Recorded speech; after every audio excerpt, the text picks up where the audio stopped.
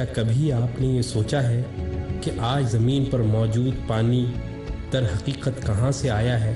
کیا یہ ہمیشہ سے زمین پر موجود تھا یا یہ کہیں اور سے نازل ہوا ہے؟ لیکن اصل حقیقت کیا ہے؟ آئیے ہم آپ کو دکھاتے ہیں۔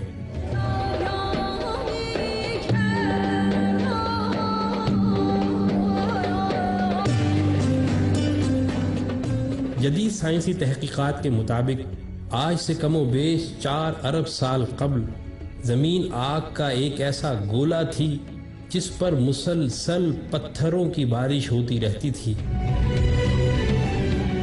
اور یہ سلسلہ اس وقت بھی جاری رہا جب وہ ٹھنڈی ہو گئی۔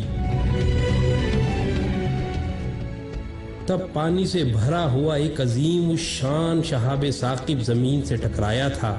اس کومیٹ پر حیرت انگیز طور پر اتنا ہی پانی تھا جتنی زمین کو ضرورت تھی، اور پھر مزید حیرت کی بات یہ کہ زمین سے اتنی ہی قوت سے ٹکرایا کہ پانی خلا میں بکھرنے کے بجائے زمین پر ٹھہر گیا۔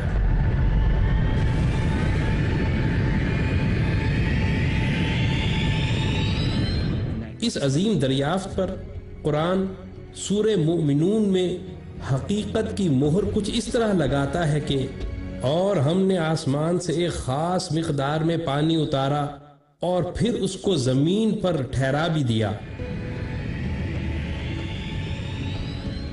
پھر ایک قدم آگے بڑھ کر سائنس اس کومیٹ کی حیت پر کچھ اس طرح روشنی ڈالتی ہے کہ وہ ایسی چٹان تھی جس میں سے پانی کے فوارے پھوٹ رہے تھے، گویا نہریں نکل رہی ہوں،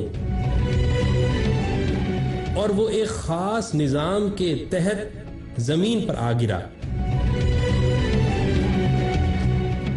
اسی بات کو قرآن تمثیلاً سورہ بقرہ میں کچھ اس طرح بیان کرتا ہے کہ اور پتھروں میں سے تو کچھ وہ ہیں جن سے نہریں بہہ نکلتی ہیں، اور کچھ وہ ہیں جو پھٹ جاتے ہیں تو ان میں سے پانی فواروں کی مانند پھوٹ پڑتا ہے، اور کچھ وہ ہیں جو اللہ کے ڈر سے زمین پر گر پڑتے ہیں۔ پھر سائنس ایک اور انکشاف یہ بھی کرتی ہے کہ اس کومیٹ سے زمین پر منتقل ہونے والے پانی نے نہ صرف پوری زمین کو اپنی لپیٹ میں لے لیا تھا بلکہ زندگی کا آغاز بھی اسی پانی سے ہوا تھا۔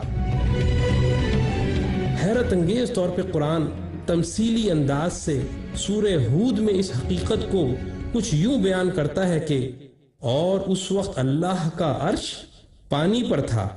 مزید تفصیل سورہ انبیاء میں کچھ یوں ہے کہ اور ہم نے ہر جاندار کو پانی سے پیدا کیا ہے۔ اس کے بعد سائنس کسی ایسے دور کی طرف اشارہ کرتی ہے جس کو وہ برفیلا دور یعنی آئس ایج کہتی ہے، اور اس برف کی وجہ بھی کوئی برفیلا شہاب ثاقب ہی تھا۔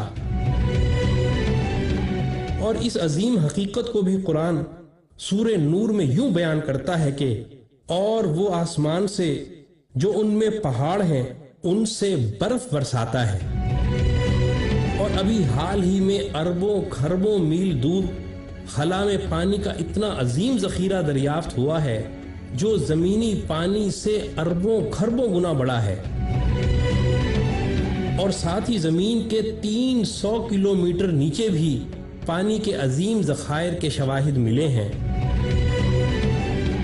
اور حیرت انگیز طور پر اس حوالے سے بھی قرآن سورہ طٰہٰ میں کچھ اس طرح اشارہ کرتا ہے، اور اسی کا ہے جو آسمانوں میں ہے اور جو زمین میں ہے اور جو ان دونوں کے درمیان ہے اور جو کچھ تحت الثری یعنی گیلی مٹی کے نیچے ہے۔ کوئی بتائے کہ وہ کون سی ٹیکنالوجی تھی اور وہ کون سی سائنس تھی جس کی بنا پر قرآن نے اس وقت انسانیت کو وہ حقائق بتا دیے جن کی تصدیق آج کی سائنس کرتی چلی جا رہی ہے۔ کسی کے پاس کوئی جواب نہیں سوائے اس کے کہ وہ کلمہ پڑھ کر اسلام میں داخل ہو جائے۔